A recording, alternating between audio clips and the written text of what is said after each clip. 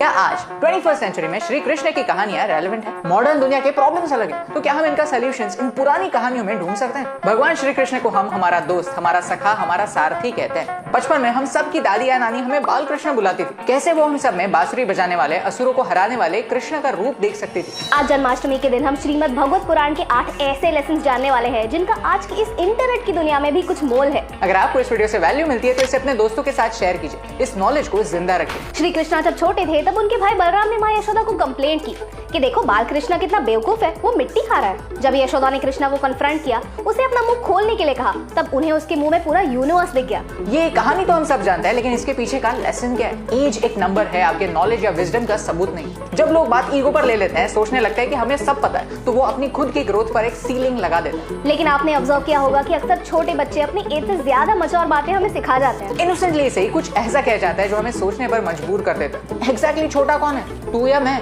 Exactly सीख कौन रहा, तू या मैं? Like they say every child gives birth to a mother. हमारी बच्चों के साथ रिलेशनशिप कैसी होनी चाहिए, ये हमें बाल कृष्ण की स्टोरी सिखाती। दुनिया में ऐसी एक भी फैमिली नहीं होगी जिसमें कभी झगड़े होते ही नहीं है। माँ बाप से डांट हम सब खाते हैं, भाई बहन जितना ज्यादा प्यार करते हैं उससे ज्यादा झगड़ते हैं, और कभी कभी हम भी हमारे पेरेंट्स से ना चाहते हुए भी रूडली बात करते हैं। लेकिन जब हमारे परिवार पर मुसीबत आ जाती है तो श्री कृष्ण बचपन में काफी नटखट थे। वृंदावन में उनके भी छोटे बड़े झगड़े होते रहते थे। लेकिन एक दिन इंद्रदेव ने वृंदावन में बहुत बड़ा तूफान बरसा, इसलिए क्योंकि वृंदावन के लोग उन्हें छोड़कर गोवर्धन पर्वत की पूजा कर रहे थे। उस समय श्री कृष्ण ने गोवर्धन पर्वत को अपनी छोटी सी उंगली पर उठाया, जिसके नीचे सब लोगों ने आसरा लिया। वो टाइम नहीं था छोटे छोटे झगड़ों को याद रखने का, वो टाइम था एक साथ मुसीबत का सामना करने का। महाभारत में युधिष्ठिर कहते हैं, परस्पर विरोधे तु वयम पंचशते शतम परेस्तु विग्रहे प्राप्ते वयम पंचाधिकम शतम। एक दूसरे से लड़ते हुए हम 5 और वो 100 हैं, लेकिन एक एनिमी से लड़ते हुए हम सब 105। मुसीबत के समय एक फैमिली को कैसे एक साथ रहना चाहिए, ये सबक हमें श्री कृष्ण की एक कहानी सिखाती। लीडरशिप के बारे में हम श्री कृष्ण से क्या सीख सकते हैं? श्री कृष्ण को लोग प्यार से माखन चोर कहते हैं। वो गोपियों का माखन चुराते थे। उनसे तंग आकर गोपियों ने माखन को एक मटके में डालकर इतना ऊपर टांग दिया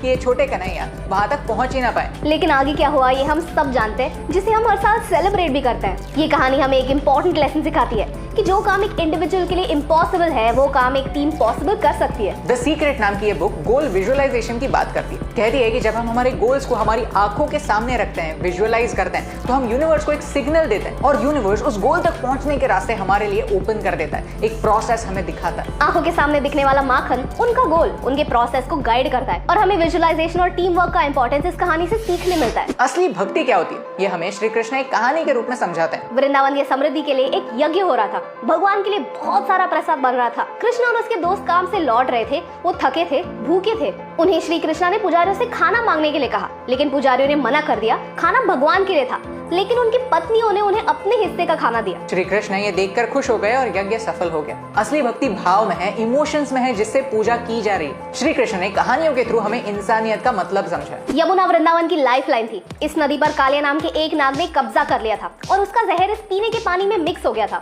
और पानी नहीं तो वृंदावन नहीं। श्री कृष्ण ने अपनी जान की परवाह ना करते हुए कालिया को हराया। लेकिन कालिया जैसे जहरीले नाग के साथ लड़ते हुए अगर श्री कृष्ण को कुछ हो जाता तो? नेगेटिविटी और पॉजिटिविटी का एक अजीब रिलेशनशिप होता है। कभी नेगेटिव लोगों के साथ रहकर अच्छे लोग भी नेगेटिव हो जाते हैं, लेकिन कुछ लोग होते हैं जो खुद की पॉजिटिव एनर्जी में विश्वास रखते हैं, खुद के मॉरल्स की जड़ें स्ट्रॉन्ग रखते हैं, तो उन पर एक्सटर्नल फोर्सेस हावी नहीं हो सकती। और एक लीडर का यही गुण होता है। कालो वा कारणम राज्ञो राजा वा काल कारणम इति ते संशयो माभूत राजा कालस्य कारणम।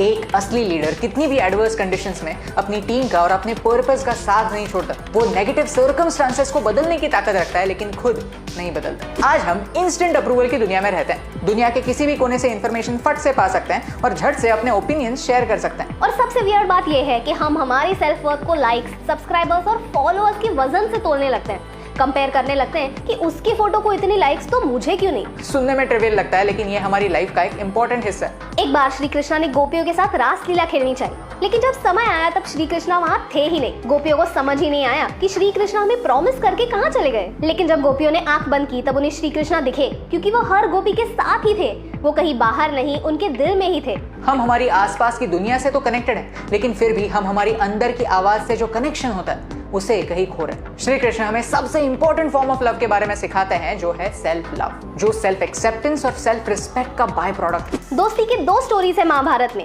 एक है द्रोणाचार्य और राजा द्रुपद की कहानी। दोनों बचपन में एक साथ एक ही गुरुकुल में पढ़े। डिफरेंस बस यही है कि द्रुपद एक राजा बने और द्रोणाचार्य एक गुरु। बड़े होने के बाद जब द्रोणाचार्य द्रुपद को मिलने उसके राज्य में गए, तब द्रुपद ने उन्हें एक दोस्त की तरह नहीं, एक गरीब इंसान की तरह ट्रीट किया। उन्हें इक्वल रिस्पेक्ट नहीं दी, बेइज्जती करके वापस भेज दिया। कुछ साल बीते और कौरव और पांडव द्रोणाचार्य के शिष्य बने। उनकी शिक्षा समाप्त होने के बाद उन्होंने अपने गुरु को पूछा कि आपको गुरु दक्षिणा में क्या चाहिए। द्रोणाचार्य ने कहा कि राजा द्रुपद को कैप्चर करो। राजा द्रुपद से युद्ध जीतने के बाद द्रोणाचार्य अपने बचपन के दोस्त के सामने आए। उन्होंने कहा कि एक दिन तुमने मुझे एक बराबरी का रिश्ता नहीं दिया, आज मैं तुम्हें तुम्हारा बराबर बन के दिखाता हूं। अपनी जान के बदले मुझे तुम्हारा आधा राज्य दे दो। इस इंसल्ट को द्रुपद कभी भूले नहीं। उन्होंने तभी ठान ली कि जैसे उनके राज्य के 2 हिस्से हुए, वैसे ही हस्तिनापुर के भी 2 हिस्से होंगे और ये हिस्से और कोई नहीं, उनकी संतान करेगी। और उनकी संतान थी द्रौपदी। एक तरफ दोस्ती की ये कहानी है और दूसरी तरफ है एक मिसाल सुदामा और श्री कृष्णा की दोस्ती की, जहाँ श्री कृष्णा ने राजा बनने के बाद भी अपने बचपन के दोस्त को गले लगाया, उसे वही सम्मान दिया जिसका वो हकदार था। क्योंकि स्टेटस और सक्सेस दोस्ती के बीच में कभी नहीं आने चाहिए। कंस श्री कृष्णा के मामा थे, लेकिन कंस एक अच्छे इंसान नहीं थे। तब श्री कृष्ण ने अपने रिश्ते को धर्म के बीच में नहीं आने दिया। उन्होंने वही किया जो सही था। ये सीख आज क्यों रेलेवेंट है? ये रिश्ते काफी अजीब होते हैं, हर तरीके के गुनाहों पर पर्दे डाल देते हैं, घर की बातों को घर में ही रखते हैं। आपने हाईवे फिल्म देखी है? उसका लास्ट सीन मुझे काफी इम्पैक्टफुल लगा, जहां आलिया अपने रिश्तेदारों को कन्फ्रंट करती है और एक बड़ा राज अपने घर वालों को बताती है कि उसके अंकल ने उसे बचपन से ही अब्यूज किया, उसे गलत टच किया, उसका फायदा उठाया।